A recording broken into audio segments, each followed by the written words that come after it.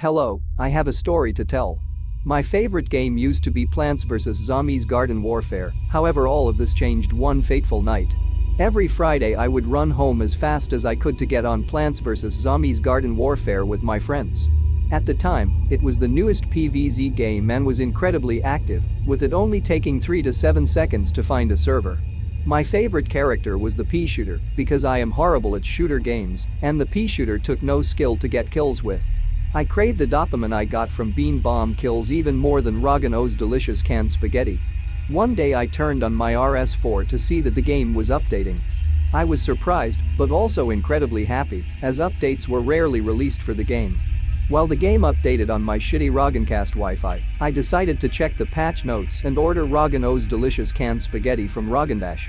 I can't remember most of what was changed, but I do remember that a new game mode was added called Gnome Bomb.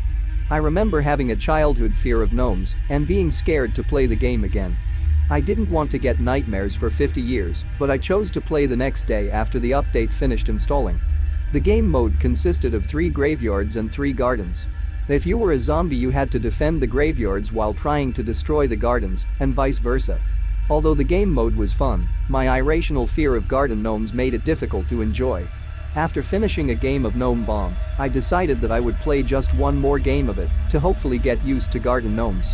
However, this plan was interrupted by 2 notifications on my iRoggen. The first one was a strange alert.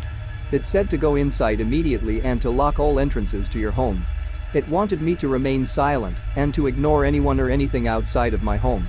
The second notification was from a number I did not have saved in my contacts. It said the following. Hello, I am Roggen and if you're a human I have food, I am outside door.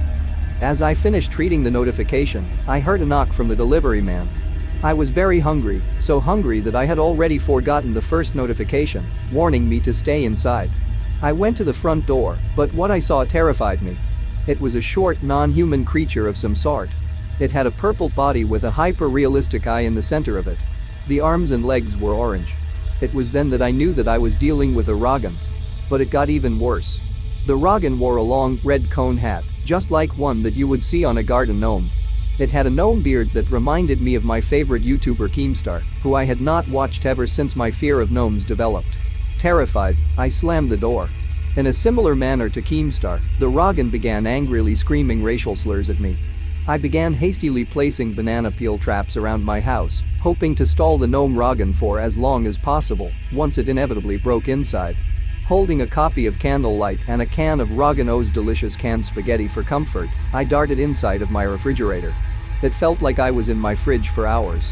I began contemplating my life, wondering how Roggens had been involved in so much of my childhood trauma.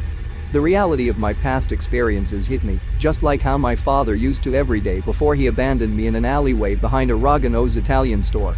With that thought, hundreds of childhood memories flooded back to me. I felt at peace, and all my fears washed away. I felt as if I was about to pass out.